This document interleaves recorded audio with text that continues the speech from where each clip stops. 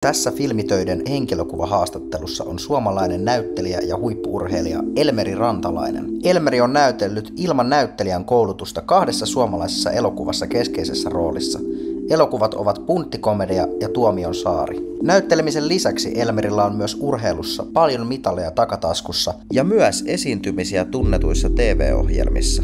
Niistä lisää haastattelussa. Kuuntele haastattelu ja ota selvää, kuka on oikein Elmeri Rantalainen. Tämän haastattelun tarjoaa filmityö.fi. Elmeri Rantalainen, me tunnetaan jo siviilielämästä valmiiksi, mutta kun mä googlasin sut, niin sieltä löytyi tällaiset vaatimattomat jutut, että sä oot potkunyrkkeilijä, jolla on Musical Forms-luokassa maailmanmestaruus ja Euroopan mestaruus taskussa. Myös oot ollut mukana Talent Suomessa, Ennätystehtaassa, Gladiatoreissa ja näytellyt 2 suomalaisessa elokuvassa, Tuomion saaressa ja Punttikomediassa. Miten sä itse kuvailet ittees sen, mitä sä teet elämälläsi, jos sun pitää tälleen suht nopeasti kertoo itsestäsi? Terve vaan. No nopeastaan en tiedä, mä oon aika kova jaarittelemaan, niin mutta jos pitäisi yrittää nopeasti tiivistää, niin mä kuvailisin itseäni, että mä oon semmoinen kaveri, joka on elänyt aika monta elämää näinkin lyhyeseen ikään mennessä, että aika monessa liemessä keitetty, ja mä kuvailisin itseäni, että mä olen taiteilija, joka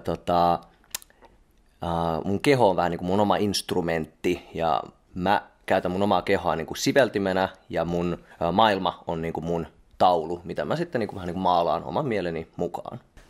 Sun kehokin on yksi semmoinen juttu, mistä olet puhunut paljon julkisesti, mutta sä oot ollut muissa podcasteissa kertomassa siitä, niin keskitytään tässä nyt vähän näyttelemiseen. Mutta kuitenkin kun tässä tuli näitä Musical Forms maailman ja Euroopan mestaruuksia ja muita, niin käydään ihan nopeasti läpi. Et ainakaan mulle on tosi tuntematon, että mikä on tämmöinen potkunyrkkeilyn Musical Forms muoto, missä on nyt sitten maailmanmestaruus ja Euroopan mestaruus taskussa. Joo, eli tosiaan tämähän on monelle tämä Musical Forms kategoria hyvinkin tuntematon. Eli kysehän on siis taistelulajien tämmöisestä voisi sanoa niin kuin alaluokasta. Eli kyseessähän ei ole siis kontaktilaji, vaan tämä tulee alun perin japanin kielen termistöstä kata form. Eli kata tarkoittaa japaniksi tämmöinen kuviteltua vastustajaa vastaan tehty tämmöinen liikesarja, missä niin kun se esiinnyt, alun perin kataa käytettiin siis tämmöisenä, esimerkiksi vaikka Karate Kid-elokuvissakin, missä tehdään kataa, missä sä harjoittelet tatamilla, eli siis tämmöisellä taistelulaji alustalla, niin harjoittelet niin tämmöistä, miksi sitä nyt sanoisi, tämmöistä niin kuin formia, mitä monet käyttää niin kuin tämmöisenä alkuverryttelynä, taistelujen harrastajat käyttää alkuverryttelynä, mikä on omalle mielelle ja keholle niin kuin erittäin hyvä. Ja sitten siitä on sitten tehty pidemmälle viety tämmöinen versio niin kuin nykypäivänä. Esimerkiksi tämä, missä mä nyt kilpailin, mitkä nyt tuossa edellä mainitsit, tämä potkunyrkkeily, niin potkunyrkkeilyssä on siis on tämä Musical Forms.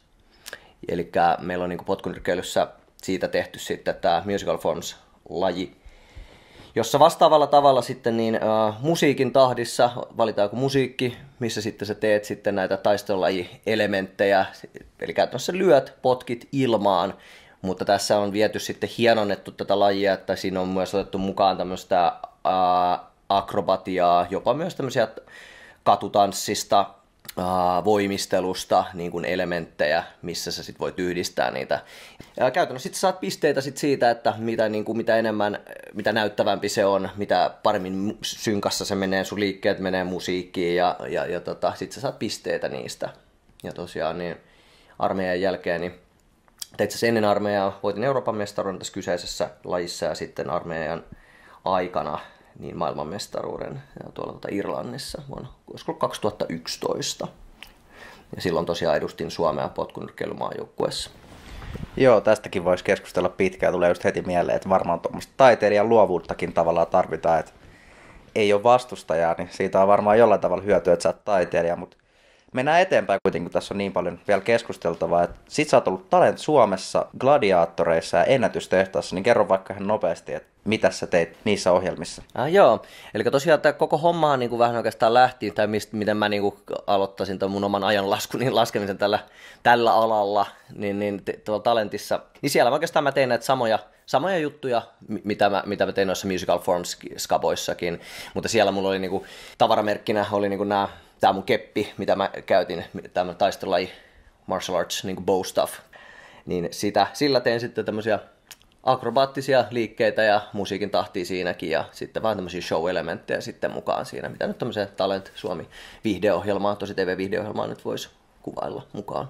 Ja ennätystehtaassa aika samoilla linjoilla mentiin, että siinä mä olin tein tämmöisen vastaavaan liittyvän lajiennätyksen, se voi käydä katsoa mun IG-sivuilta ja varmaan ennätystehtaan sivuiltakin löytyy sieltä, niin siellä on epävirallinen Suomen ennätys kyseisessä minun tempussani.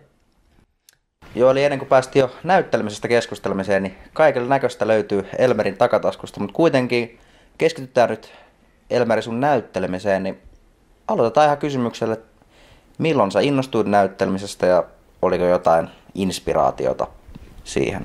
Mä luulen, että mä innostuin näyttelemisestä jo, kun mä olin pieni poika, eli ihan yläasteella, kun meidän oppilaanohjaaja kysyi silloin, että mitä teistä tulee isona, että kun piti alkaa noita yhteishakuja yläasteen päätyttymisen jälkeen hakemaan, että mikä kenestäkin tulee isona, tämä klassinen, niinkin helppo kysymys, niin mä silloin, mulla oli aika selvät visiot jo siitä, niin ne oli 2 asiaa, musta tulee huippu-urheilija sekä näyttelijä. Ne oli niin kuin aika varmat mulla. Ja muistan silloin, jos nopea kerron tämmöisen lyhyen pienen storin, niin silloin oppilaanohjaaja niin purskahti nauruu koko luokan edessä silloin ja otti mukaan kaikki oppilaatkin siihen, että kaikki niin kuin rupesi nauraa siinä ja niin kuin se kannusti niitä siihen. Ja niin kuin, tämmöinen niinkin kiva juttu. Ja se sanoi mulle se oppilaanohjaaja silloin, että sanotaan kaikki yhteen ääneen Elmerille nyt yhdessä, että Elmeristä ei koskaan, että tämä ei tule onnistu, että susta ei tule koskaan tämmöistä, että kukaan ei elätä itseänsä urheilulla tai näyttelemisellä, että nyt pitää vaihtaa kyllä. Että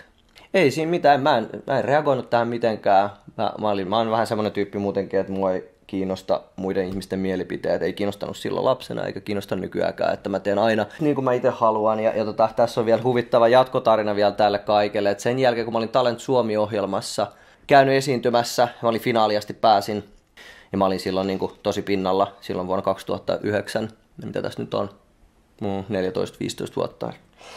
Niin mäkin tiesin sut telkkarista silloin. Mä olin 9-vuotias ja sä katsoin Talent Suomeen. No niin, just näin. Eli maine on kirjannut edelleni. No mutta anyway, niin sit mä olin mä olin semmoisessa urheilukaupassa työharjoittelussa silloin ja se sama oppilaanohjaaja tuli silloin sitten sattumaan, että mä tunnistin ja tuli siellä, mä olin täyttelin jotain hyllyjä siellä ja se oppilaanohjaaja tuli sitten sillä, että ei Elmeri, voi vitsi, onpa hienoa nähdä pitkästä aikaa. Voi että, Elmeri, mä tiesin aina, että susta tulee jotain. Voi vitsi, sä olit hyvä siinä Talentissa. Ja mä olin mä en tiedä mitä sanoa tuohon. Mä olin vaan silleen, että no niin, varmaan tiesitkin. Mutta mä en ikinä unohda sitä, että tää on hyvä esimerkki siitä, että että kannattaa oikeasti, ei kannata uskoa siihen, mitä muut ihmiset yrittää lannistaa sua ja epäillä sun kykyjä tai että mihin susta. Joku ihmiset tai puheet määrittelee, että millainen sä voit olla tai mitä susta voi tulla, niin ei ikinä, tämä on hyvä esimerkki, niin kannata uskoa tällaiseen. Että se oli varmaan ensimmäinen kerta, kun mä tiesin, että musta näyttelijä tulee. Joo, toi oli varmaan tietyllä tapaa kuitenkin hyvä motibuusti.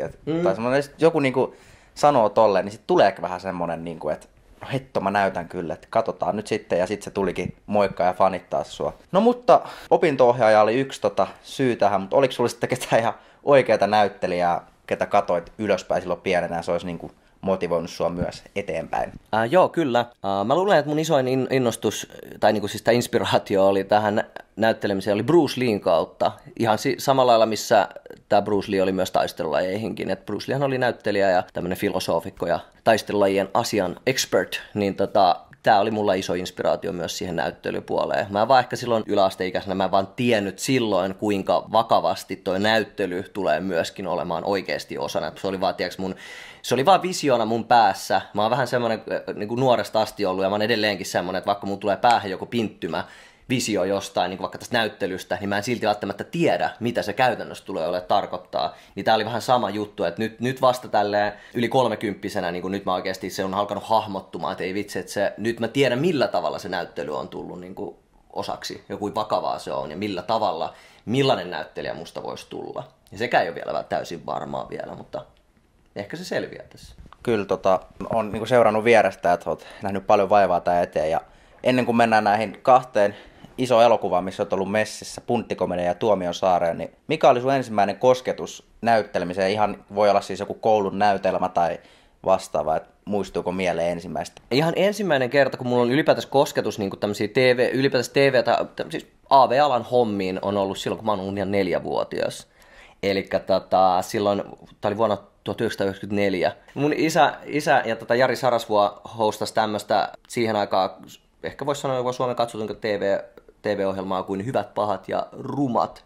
Tämmöinen talk show-ohjelma, ja mä olin silloin, minä ja Sarasvuon poika, oltiin silloin siinä avausjaksossa, ja meillä oli jopa ihan repliikitkin siinä, että meillä oli replat, missä meidän piti sanoa, että nyt alkaa, hyvät katsojat, nyt alkaa hyvät, pahat ja rumat. Ja tää oli meillä. Ja vaikka mä olin 4-vuotias, niin mulla on pieniä muistikuvia sieltä, että se on ollut mieleenpainava ja jännittävä hetki. En tiedä näyttelinkö silloin vai olinko oma itteni, mutta tää oli ensimmäinen kosketus varmaan niin tämmöiseen näihin tämän alan hommiin niin kuin ensimmäistä kertaa. Mutta jos pitäisi sanoa sitten, niin kuin milloin mä ensimmäisen kerran niin kuin aikuisiällä, niin se on varmasti ollut teatterikorkeakoulun pääsykokeissa aikoinaan, kun olen sinne pyrkinyt, niin siellä on ensimmäinen kosketus ollut. Eli 4-vuotiaana vahva debyytti. Opo ei varmaan tiennyt silloin, että se on jo tehty. Mutta vuodet vierivät ja sitten tuli Punttikomedia-kuvaukset. Onko oikein 2021 kesällä? Kyllä, pitää paikkansa. Joo, Punttikomedia, ensimmäinen elokuva, missä sulla on isompi rooli, niin kerro ihan, miten pääsit ja minkälainen kokemus oli? Joo, siis tämähän on siis kunnon tuhkimotarina, tai tämmöinen ruma ankanpoikainen tarina tietyllä tapaa sille, että mulla kävi siis todella, voisi sanoa, että hyvä tuuri oli matkassa. Aleksi Delikouras otti muun yhteyttä ja laittoi mulle siis tämä elokuvan ohjaaja, ja laittoi mulle viesti, että hei, että me ollaan kuvaamassa tämmöistä kehonrakennukseen tai tämmöiseen fitnessmaailmaan sijoittuvaa elokuvaa, ja mä ajattelin, että sä voisit olla yksi henkilö, yksi näyttelijä, hahmo tässä siihen. Niin me ei siis tosiaan varsinaisesti tunnettu, mutta me ollaan siis joskus 10 vuotta niitä talenta-aikoja, niin me ollaan trikkailtu, temppuiltu yhdessä Töölön kisahallilla silloin, kun treenailtiin siellä porukalla. Siellä oli aika tämmöinen oma kommunia-porukka, millä me käytiin stadissa aina täällä treenailevissa. Niin sitten sitä kautta tiedettiin, mutta ei varsinaisesti tunnettu, niin Aleksi sanoi, että hän muisti mut sieltä, ja hänellä tuli mieleen, että hei, tässä on aika puntin näköinen kaveri, joka myös on niin kuin myös kehollisesti myös niin kuin vakuuttava tähän kyseiseen elokuvaan, niin kysyi, että hei, kiinnostaako Elmeri sua näyttely? Mä sanoin, että todellakin kiinnostaa, että hell yeah. Ja sitten Aleksi laittoi mulle, speksit tulee, laitettiin self-tape-ohjat tulee, ja sittenhän siinä kävi silleen, että mä tein ne kaikki annetut tehtävät, ja sitten mä jäin vähän niin kuin odottelemaan siinä, ja silloin muistaakseni korona taisi tulla just niihin aikoihin vielä, ja meni joku vuoden päivät ja silloin ei kuulunut mitään tästä koko hommasta. Mä niin kuin tapani mukaan, mä oon tämmönen ikuinen pessimisti, niin mä olin jo luopunut, ajatellut, että hei, se oli ja meni, ja se rooli meni jollekin toiselle, ja jatkoin elämääni vaan ja näin, ja unohin siis ihan täysin koko asian, kunnes noin vähän reilun vuoden päästä tuli sitten soitto, että hei, että Yellow Filmsiltä Pia, tässä terve, että olit hakenut tämmöiseen Punttikomedia-nimiseen elokuvaa. Ja sitten mä olin vaan silleen, että mikä Punttikomedia, että mitä hittoa, että en ole kyllä hakenut tämmöiseen. Ei, kyllä sä oot niinku, tässä on niinku Elmeri Rantala, oothan sä Elmeri Rantala, että kyllä on. Ja sitten mä rupesin muistelemaan, että aivan, että tää leffa, joo. Että mä luulen, että se meni ja sitten, että ei, että me ollaan vasta nyt alkaa, se castingi on nyt vasta käynnissä. Ja tässä on ollut koronan takia vähän niinku käynnistysvaikeuksia ja näin ja tuotantoon liittyviä asioita, niin mä sanoin, että ootko kiinnostunut vielä? Mä olen. Ja sanoin, että hei, laitetaan sulle koekuvauspäivä, tulee, tässä on sulle käsis, saat tää ja tää ja tervetuloa. Ei siinä sitten hittoakaan, mentiin sitten sinne koekuvauksiin ja koekuvausten jälkeen mä jäin taas ottaa, sitten olisiko ollut viikko pari ja sanottiin, että hei, että tulee ilmoitus nyt tossa, olisiko ollut perjantain mennessä, tulee ilmoitus ja sitten muistan, että mulle tuli soitto jo ennen sitä. Ja mä olin jotenkin ihan varma, sit se on, että no hei, Yellow Filmsiltä Pia taas terve. Ja mä olin, no terve. Sitten mä olin ihan varma, että koska se ilmoittaa nyt jo, niin mä olin ihan varma, että mä en tule saamaan sitä roolia, että se on mennyt jollekin toiselle. Mutta sitten sanoin, että hei, että mulla on hyviä uutisia sulle, että se rooli on niinku sun. Ja sitten mä olin vaan, että ei vitsi, yes, ihan mahtavaa. Ja siitä se sitten lähti. Sinne mentiin. Oliko tulla kuinka monta kuvauspäivää sitten Punttikomediassa? Mitähän mulla olisi kaiken olisiko ollut 10-14 päivää, että semmoinen parin viikon setti, ja niitä kuvauspäiviä oli vähän sieltä sun täältä. Että välillä oli, me asuttiin silloin 2 viikkoa, käytännössä asuttiin Tampereella silloin muiden kanssanäyttelijöiden kanssa. Ja meillä oli sitä nyt välillä, että saattoi olla tiukempia kuvauspäiviä, sitten oli yksi päivä, että ei ollut kuvauspäiviä, ja sitten taas jonain päivänä oli, että me oltiin koko ajan siellä Tampereella sitten enemmän tai vähemmän, niin kuin se oli semmoista, voisi sanoa, että elettiin semmoisessa omassa leffakuplassa. Joo, sä sanoit just aikaisemmin, että sä oot jo nuorempana ollut silleen, että tää näytteleminen, se on mun juttu, mutta sitten kuitenkin kun tuli tämmönen oikeasti niin kuin helvetin iso projekti ja kunnon elokuva, mistä varmaan saa sika hyvän CV, niin tuliko vielä silloin semmoinen niin kuin vielä isompi liekki, että tästä niin kuin Jumakauta lähtee vielä enemmän? Kieltämättä tuli kyllä, että sanotaanko, että mä en ehkä suoraan sanottuna, ja rehellisiä olla, niin mä en tiennyt, mihin mä olin ryhtymässä, kun mä siihen leffaan lähdin. Tai että mitä se tulee käytännössä olemaan. Ja sitten kun mä kuulin, että millaisia nimiä siellä, että siellä on Iina Kuustonen, Mikko Töyssy, ja oikeasti siis tämmöisiä isoja nimiä, siis mä olisin, että eihän mä nyt kehtaa niiden kanssa olla samassa huoneessa edes, tiiäks, että ei vitsi, että mä nolaan itteni ja tiiäks, ihan menee ihan pipariksi koko homma, että tämmöinen amatöörinäyttelijä ja oikeasti ekaa kertaa tämmöisen iso rooli, että ei tuu vörkkiä. Mutta siis meillä oli niin pirun hyvä ensinnäkin yhteishenki siellä, nämä kanssanäyttelijät, just edellä mainitut henkilöt, niin oli niin vastaanottavaisia, niin mukavia henkilöitä, kuinka heiltä sai, meillä toimi aika hyvin molempiin suuntiin tämä homma, että tavallaan me keillä ei ollut sit näyttelystä välttämättä niin paljon kokemusta, mutta meillä oli sitten taas tämmöisestä kehollisesta ilmaisusta tai tämmöisestä just vaikka tuohon punttien nosteluun nyt sitten sanotaanko näin, että enemmän tietämystä, niin me jaettiin heille sanastoa ja terminologiaa ja oppeja niihin, ja näyttelijät sitten, ammattinäyttelijät antoi meille sitten taas vastaisuudessa oppeja siihen näyttelemiseen. Se toimii aika hyvin mun mielestä se dynamiikka siinä suhteessa suuntaan ja toiseen. Mutta sanotaanko näin, että se kasvoi se homma sen koko kuvausten aikana, niin kuin mä sanoin tuossa aikaisemmin, että se oli tämmöinen leffakupla, missä oltiin, ja sen kuplan jälkeen mulla alkoi vasta oikeasti heräillä sieltä, että ei vitsi, että tavallaan kaikki meni nopeasti siellä kuvausten aikana, ei siinä ehti ajatella hirveästi, mutta kuvausten jälkeen, kun alkoi se leffahumu vähän laantua pikkuhiljaa, step by step, niin siitä alkoi tajua, että ei vitsi, että tämähän on ihan helvetin siistiä, että mä haluan oikeasti haluan tehdä lisää tätä, että kyllä tää oli sen arvosta, ja mä saan tästä, että tää ei ole työtä, mutta tää on kuitenkin sellaista toteuttamista, itsensä toteuttamista.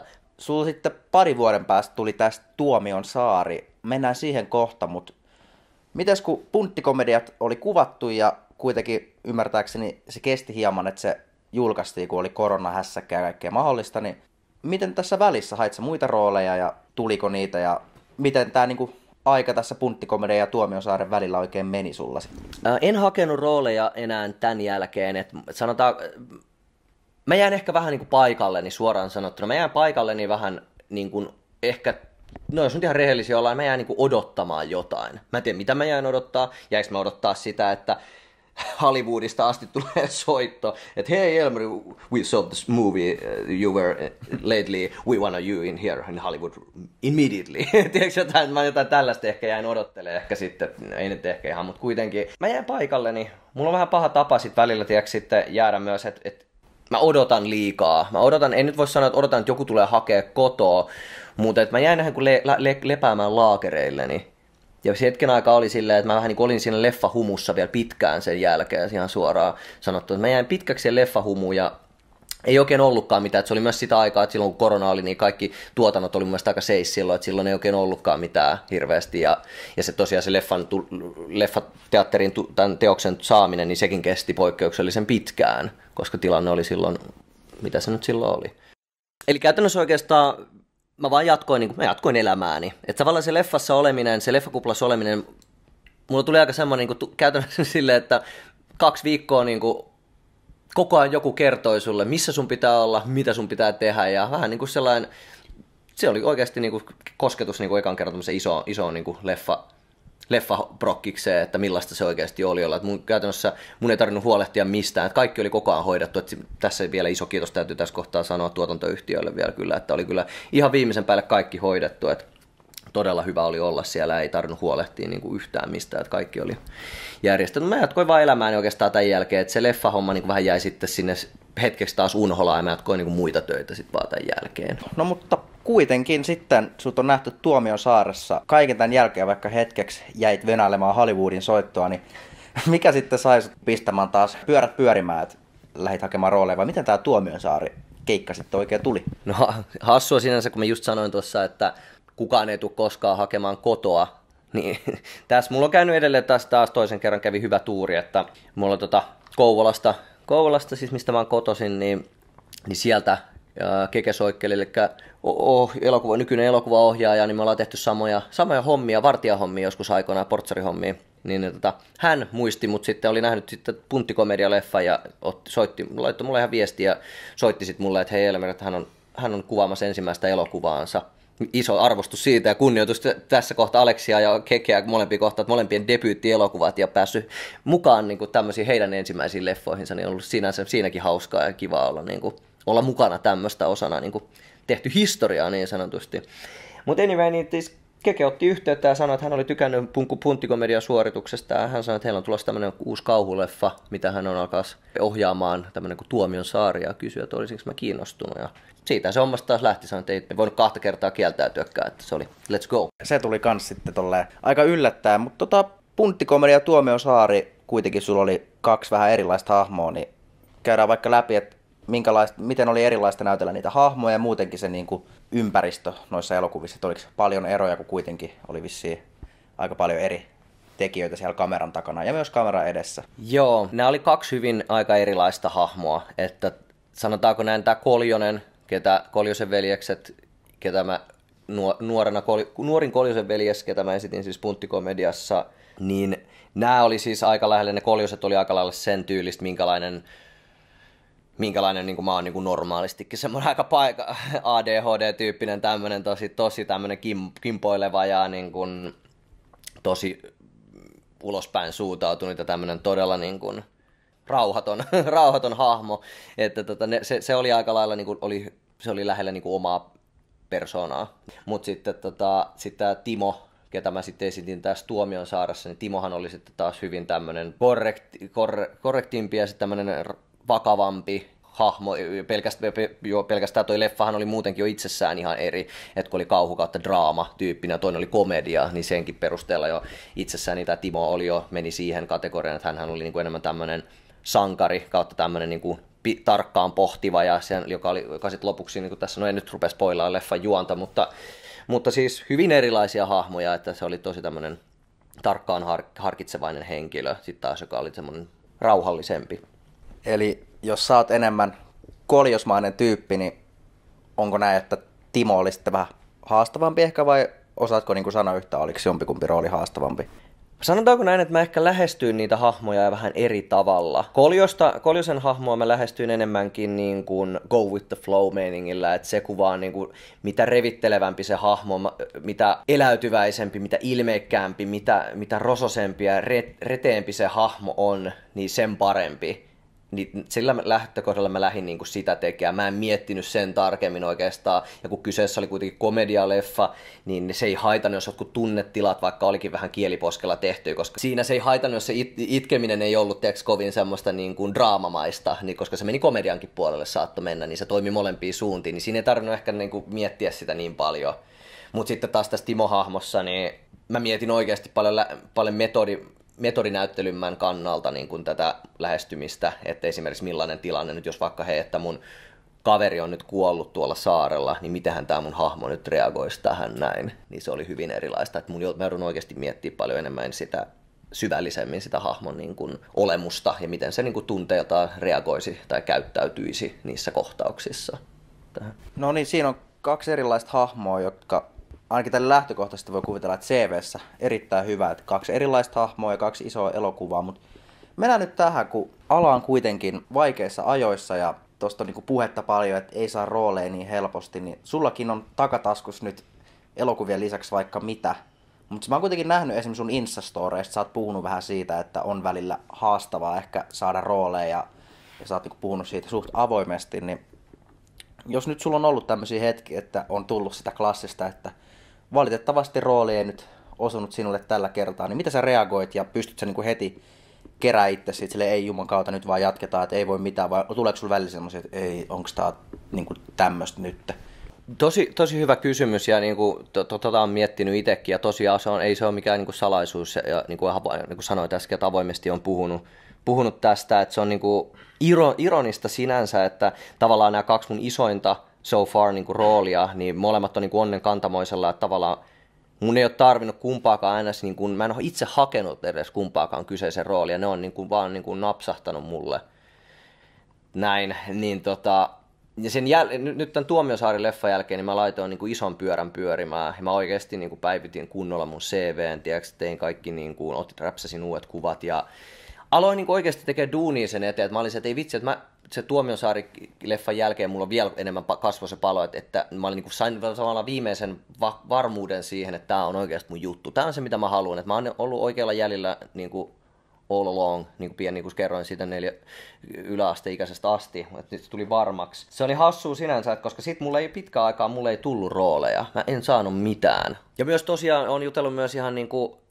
yhden, ei ole pitkään aikaa, yhden ammattinäyttelijänkin kanssa jutellut, niin jopa he ovat sanoneet, niin kuin, että myös heillä ei ole tällä hetkellä töitä. Tämä on todella haastavaa aikaa niin kuin muutenkin tällä hetkellä. Tämä maailmantilanne on vaikuttanut todella paljon niin kuin tähän, varsinkin tähän näyttelypuoleen, niin että ei ole helppo saada niin kuin töitä. Että sekin on ehkä auttanut muistamaan siinä, että mulla on oikeasti ollut aika hyvä tilanne siihen nähden, että näinkin lyhyeseen aikaan mulla on jo 2 isoa leffaa alla ja nyt 3 niin kuin prokkis tuloillaan, niin siihen nähden niin kuin erittäin, mulla on God bless niin kuin hyvä tilanne ollut. Niin se kannattaa myös muistaa, että tämä ei ole mikään helpoin mahdollinen aikakausi niin kuin nyt tälle alalle. Että se näkyy myös voimakkaasti meidän alalla. Ja voin sanoa ihan suoraan, niin kuin, että kyllä vaikeimpina aikoina, niin kuin, kun niitä tuli monta peräkanaa, niitä kieltäviä vastauksia, niin alkoi tulee se jossain kohtaa semmoinen, että ei vitsi, mitä järkeä tässä on. Että he teki mieli monta kertaa laittaa hanskat tiskiin ja alkoi niinku jopa kyseenalaistaa. Mä oon yleensä semmoinen tyyppi, että mä en helposti lannistu. Että mulla tulee kilpaurheilun myötä, mulla on tullut niinku periksi antamattomuus ja sellainen niinku pitkäjänteisyys on osana mua. Että se on, niinku, urheilu on sen opettanut mulle. Mutta tässä nyt ensimmäistä kertaa pitkästä aikaa mulla tuli semmoinen olo, että mä kyseenalaistin oman kykyni, että onko musta oikeasti tähän. Onko mä sittenkin vaan, että oliko se vaan tuuria, oliko mä vaan, tiedätkö, no, to be honest, niin, että oliko mä vaan niin säälistä, no ei nyt ehkä säälistä, mutta tiedätkö silleen, että ehkä tää ei ollutkaan mun juttu sitten, että en mä olekaan niin hyvä, mitä mä luulin. Ja alkoi tulla, tiedätkö, tämmöisiäkin, väkisinkin alkoi tulla, ja sitten alkoi niinku miettiä, että ei vitsi, mitä mä niinku, että onko tässä mitään järkeä, mutta sitten mä ajattelin tämän kuitenkin just niinku ton kilpaurheilunkin tai niinku urheiluurani myötä, tai ylipäätänsä niinku miten elämässäkin ylipäätänsä asiat menee, tiedätkö, että pitää uskaltaa mennä, niin kun, jos sä jäät paikalle vaan seisomaan, odottamaan, meet mukavuusalueella, niin samalla lailla kuin urheilussakin, jos sä haluat tuloksia saada, niin sun pitää olla valmis menemään sinne epämukavuusalueelle. Sun on pakko valmis olla niin tekee duunia ja nähdä vaivaa sinne eteen ja mentävä, niin kuin ylipäätänsä elämä on mun mielestä kanssa. Mitä mä oon viimeisen 34 vuoden aikana oppinut elämästä, että mikä elämän tarkoituskin on. Tämä menee tosi syvälliseksi, mutta let's go. Niin mun mielestä niin kuin elämän tarkoituskin on oikeastaan niin kuin sitä, että se matkahan on se juttu. Se matka on niin kuin se asia. Ja siihen matkaan, mä tykkään käyttää tätä sanaa matka. Se matkahan on, osana siellä on ne pettymykset ja vastoinkäymiset. Oli se sitten kieltävä vastaus leffasta, epäonnistuminen urheilusuorituksessa, ero parisuhteessa, avioliitossa, mikä se nyt sitten on, you name it. Mutta tiedätkö, niinku, se matka, se on se opettavainen asia. Ja kyllä mä sanon, että tämäkin aika, mitä niinku on nyt mennyt vuosi kohta, mitä nyt on niinku jatkanut tätä duunin hakemista niinku, ja näyttelyuran viemistä eteenpäin, niin kovempana kuin koskaan, niin se on osana sitä, tiedätkö, mikä musta on tullut, mikä musta tulee, millaiseksi mä muutun, millaiseksi mun näyttelyuraa menee, niin se on osa sitä. Ihan samalla lailla mä näen niin kuin sen elämän ja ton niin kuin työuran kannalta, niin se on samanlaista. Niin sun pitää uskaltautua tavallaan lähteä siihen mukaan, menee sinne vähän epämukavuusalueelle, sietää vähän sitä epämukavuuden tunnetta. Että tämä ala on hyvin tämmöinen, sanotaanko näin, niin kuin raadollinen. Ylipäätänsä se, että, ja tämä haluan sanoa niin kuin kaikille ylipäätänsä niin kuin kuuntelijoille ja kaikille, mitä mä sanon mun valmennettavillekin ja ihan niin kuin ylipäätänsä elämän ohjana, niin kyllä niin omiin unelmiin vaan pitää ja kannattaa uskoa. Että onhan munkin, että jos ajatellaan, että sitä mennään taaksepäin sinne, mitä mä tuossa kerroin siitä oppilaan ohjaajasta, niin jos mä olisin kuunnellut sitä silloin, että mitä kannattaa ja pitäisi tehdä, niin mä olisin tässä tänään. Mä en olisi tehnyt puoliakaan, mä en olisi tehnyt yhtään mitään niistä asioista, mitä mä oon jo niin kuin tähän nuoreen ikään mennessä saavuttanut. Niin kyllä se jaksaa mua niin kuin, ja auttaa uskomaan, että kannattaa oikeasti vaan pitää kiinni siitä, että mitä sä niin kuin haluat. Jos sä oikeasti jotain haluat, sä haluat mennä kohti unelmia, niin kyllä se jossain vaiheessa ennemmin tai myöhemmin, niin kyllä se kantaa hedelmää. Joo, kyllä tästä voi moni ottaa yksi esimerkki, että no tää ei pelkästään näyttelyyn liity, vaan jos tulee vastoinkäymisiä, niin pakko yrittää, että just itsekin voi kertoa sen, että välillä kanssa esiinnyn mainoksissa ja teen noita sivurooleja, niin vaikka tulee aika paljon niitä kielteisiä vastauksia, niin kyllä sit kun se nasahtaa, se tulee se soitto, niin se on kyllä sen arvosta se hakeminen. Mutta jatketaan tästä vielä sen verran, että kuitenkin kun se istut tässä mun vieressä ja jengi näkee noita kuvia tässä slideshowssa, että sä oot tommonen kehonrakentaja, niin kuinka paljon se vaikuttaa roolien hakemiseen, että välttämättä ehkä ihan jokaiseen rooliin haeta niin kuin kehonrakentajaa, niin koet sä mitenkään välillä haastavana sen, että sä oot kuitenkin aika tosi treenattu kundi? Joo, kyllä mä siis, sanotaanko näin, että joo ja ei. Mä koen, suoranaisesti mä en ehkä ole sen kautta saanut palautetta ikinä vielä tähän asti mennessä, että hei, sä oot nyt vähän turhan rotevahko tai liian niin kuin lihaksikas tähän rooliin, tai niin kuin, että ei haeta tällaista. Mutta sanotaanko näin, että jos sä etit niin kuin tuolta näitä rooleja, niin kyllä se jonkun verran ehkä profiloi ja varmastikin karsii tiettyjä rooleja. Siitä ei niin kuin pääse yli eikä ympäri, mutta mä en ehkä haluaisi nähdä sitä myöskään niin kuin... Se on ongelma ainoastaan, jos mä sallin, että se on ongelma. Mä haluan myöskin osittain, mä haluan erottua joukosta. Mä tykkään tosi paljon kaikessa oikeastaan, mitä mä teen silloinkin kilpaurheilussa, mun työssäni, vaikka valmentajana, taiteilijana, kaikessa, you name it, mitä se nyt sitten onkaan, niin mä haluan kaikessa, mä haluan jotain, millä mä erotun joukosta. Mä en halua ikinä mennä mun pukeutumisessakin. No me tunnet, että sä oot nähnyt varmaan millaisissa kledjuissa vaikka liikut tuolla, niin ei ihan jokainen heteromies pukeudu punaiseen nahka-asuun välttämättä. Niin. Koko punaisen nahka-asuun, tiedätkö, niin you know what I mean, tiedätkö, että niin mun pointti on vaan se, että mä haluan aina jotenkin erottua joukosta omalla tyylilläni, omalla tavallani, niin tässä rooleissakin niin mä en haluaisi nähdä sitä mun ulkonäköäni millään tavalla ongelmana tai kompastuskivenä, vaan päinvastoin mä haluan niin kuin, käyttää sitä vahvuutena, niin että ainakin mä oon erilainen kuin muut. Miksi mun tarvitsisi olla samannäköinen näyttelijä kuin kaikki muut välttämättä? Näin mä sen ajattelen. Haluan vielä avaa sen, että tämä kysymys kiinnosti mua sen takia just, että mä en ole varmaan kertonut tätä sulle ikinä, mutta tuossa pari vuotta sitten itse kun hain yhteen suomalaiseen sarjaan, joka nyt siis pyörii tuolla suoratoistopalveluissa, niin se oli tämmöinen niin 17-18 V-ruutykä ja 2 vuotta sitten ehkä just ei ollut mulla mitään partaa ja viiksiä, niin olisi voinut mennä ja Juman kautta kesti puoli vuotta self-tapeit ja monet koekuvaukset ja sitten mä pääsin vikaan vaiheeseen ja sitten ne niin kuin ilmoitti mulle sen, että mua ei valittu siihen, se harmitti ja kun se on kuitenkin perhetuttu se yksi, joka oli siellä kästäyksessä mukana, niin hän sanoi, että kun tähän haettiin vähän ehkä semmoista niin kuin nuoremman näköistä pienempää kaveria ja kuitenkin kun mäkin niin kuin käyn salilla ja silleen, että se näkyy, niin se oli mulle semmoinen, että en enää tätä niin kuin, tiedätkö, mietin, mutta se oli kyllä kova paikka. Eikö se ollut järkytys? Se oli semmoinen, että ahaa, että tässä on käyty niin kuin salilla tehnyt duunia ja sitten se tulee. Eikö vaan? Niin. Tuosta tuli, joo, siis mun täytyy sanoa, että toi oli mulla ensimmäinen kanssa sellainen, silloin kun puhuttiin just siitä, että kun tuli niitä kieltäviä vastauksia, kun se rooli ei vaan taho natsata, ja mäkin on mä oon perfektionisti luonteeltani, niin mä monesti en pommita, mutta siis saatan kästäjältä kysyä sit ihan mielenkiinnosta, että hei, miten niin kuin sun mielestä tämä meni, ja saatan kysästä sitten, että no, mitä sitten niin kuin haettiin tässä sitten, että mikä se oli, jos vaikka oikeasti sä oot loppuun asti päässyt niin kuin koekuvauksiin myöden, ja saat niin kuin valintaan enää between you and me, niin sitten ja se valinta ei osukaan suhun, niin kyllä siinä haluaisi tietää ehkä sitten, että mikä oli sitten se valintakriteerin peruste, että voi kehittää myöskin itseään, niin siinä monesti mulle tuli niinku yllätyksenä just se, että tai se oli mulle semmoinen järkytys, voisi sanoa näin, että hei, että sä olit vaan, vaikka sä oot liian nuoren näköinen just, niin. Ja se on that's it, Niin, that's it. jep. Tai että sä oot liian lyhyt, Niin, ja se on, joo, mulla oli hyvin vaikea niinku sisäistää tätä asiaa, koska jotenkin sitä automaattisesti tälle, ehkä varmasti amatöörimäisesti ajatteli sitten jotenkin, että se on henkilökohtaista. Että se on henkilökohtaista, vaikka se ei nimenomaan tällä alalla, tämä on tosi, ja se oli mulle uusi semmoinen opetus, minkä mä oon ihan vastikään niin kuin oppinut tässä, että se ei todellakaan ole tässä niin kuin henkilökohtaista. Että se voi olla tosi tällainen minimalistinen juttu, minkä takia, mistä se voi olla. Ja se ei liity mitenkään siihen, että kumpi oli parempi. Niin. Joo, siis kun mun faijakin on just elokuvaohjaaja, niin hän on puhunut sitä, että on joutunut tekemään valintoja, että on joutunut ottaa sitten vähän sen huonomman näyttelijän, mutta se johtuu siitä vaikka, että jotenkin sen joku niinku habitus sopii niin paljon siihen ohjaajan fiilikseen siitä hahmosta. Että jos joku kuuntelija on miettinyt, että miksi mua ei valittu johonkin, niin ei se välttämättä ole mistään muusta kyse kuin vaikka, että sulla on eri väriset hiukset, mitä se on kellannut tai vastaavaa. Precisely. Raaka peli.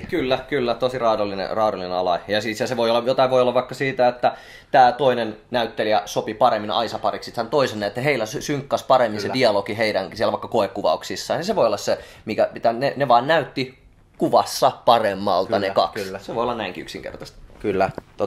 No mut se siitä.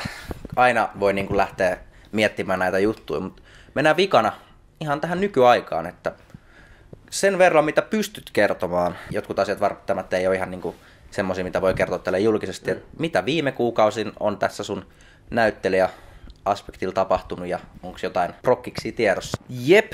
No nyt mullahan kävi siis nyt kova työ, niin kuin tässäkin niin kuin sanoit, just hyvin sanoit tuossa, että sitten kun se nasahtaa se rooli sieltä, niin on se sen arvosta. Ja sä oot ihan oikeassa siinä, että sanotaan niin kuin monien kymmenien hakemusten jälkeen, niin nyt tuli sitten, tuli soittu tuossa, oli hakemukset laitettu ja self-tapeit ja kaikki niin kuin kaikki loppuasti viety ja sitten tuli sitten se soitto, että hei, että tämä rooli olisi nyt sun, niin pääsin yhteen tämmöiseen ihan maailmanlaajuiseen mainokseen messiin, mikä pitäisi tulla tässä varmaan tämän vuoden puolella ulos, niin se oli kyllä tosi hieno fiilis tuli kyllä siitä, niin kuin, että nyt on niin kuin, just se, että työ on vihdoin, nyt pääsee taas korjaamaan niitä työn hedelmiä oikeasti, että on kannattanut vaan jaksaa tehdä töitä tämän homman eteen ja että kyllä se sieltä ennemmin tai myöhemmin sitten niin kuin natsaa. Joo, onneksi et laittanut hanskoja tiskiin, että maailmanlaajuinen mainos. Aika kova juttu. No sanos muuta, että tämä on hyvä esimerkki siitä, että vaan pitää vaan olla sinnikäs ja uskoa siihen omaan tekemiseen ja omaan itsensä ja siihen, että kyllä se kova työ palkitaan ennemmin tai myöhemmin. Kyllä, no tää alkaa olla aika lailla tässä, mutta mä haluaisin vielä, että kuitenkin kun sä oot mies, joka on tehnyt kaiken näköistä, välillä ollut enemmän julki, välillä vähän vähemmän ja rooleja on tullut ja välillä on haettu, niin onko sulla mitään nopeata tämmöistä ohjetta kaikille, ketkä hakee näitä filmitöiden kautta vaikka avustajan tai näyttelijän rooleja? Miten jaksaa yrittää? Mä tapasin yhdessä Spede-elokuvan, tämä Alex Delikoran, tämä yksi uusimmista elokuvista, Spede-leffan ensi-illassa, missä oli kutsuvieraana, niin näin siellä mun vanhaa kaveria, jota mä en pitkä aikaa, kans tätä kisahalliajoilta muistan, niin ei ole pitkä aikaa nähty. Pitkiin aikoihin nähty vuonna yli 10 vuoteen ja nähtiin sit pitkästä aikaa hänen kanssaan, niin hän sanoi mulle aika hyvin kun puhuttiin teatterikorkeakoulusta, ja tämä todellakaan käy lobbaus niin teakkia kohtaa, mutta esimerkiksi niin kuin siinä, kun mä puhuin siitä, että niin kuin mä hain sitä teakkia parikin kertaa sinne, ja sitten niin että ei vaan natsaa, ja sitten puhuttiin just yleisestikin, että kuinka paljon ihmiset hakee sinne, ja välttämättä ne ei koskaan tule pääsee sinne, niin hän sanoi aika hyvin silleen, että se ei välttämättä tarvi olla niin, että jos et sä vaikka pääsekään sinne, että se on vähän niin kuin, mitä hän sanokaan, että se on niin kuin kaveri, jolle sä koetat soittaa, niin kuin jatkuvasti puhelimella, mutta se ei vaan koskaan vastaa sulle takaisin, niin kannattaako sun käyttää aikaa niin kuin siihen loppuelämääsi, vaan säkin voit, niin kuin esimerkiksi mäkin olen muuta kautta niin kuin saattanut lähteä etenemään niin kuin tätä mun näyttelyuraani kohti. Et esimerkiksi mä oon vaikka ottanut ammattinäyttelijöiltä yksityistunteja ja niin kuin sitä kautta tai käynyt jollain lyhyemmillä kursseilla, niin kuin mikä nykypäivään on aika semmoista niin kuin mitä aika monetkin tekee, niin mä sanoisin silleen, että se on aika hyvä tie kans voi olla, niin kuin mitä kautta pääsee niin kuin syvälle mukaan tähän niin kuin työhön ja pystyy kouluttautumaan myöskin jopa sitä kautta ja oppimaan ja tuntemaan, mitä tämä näytteleminen on.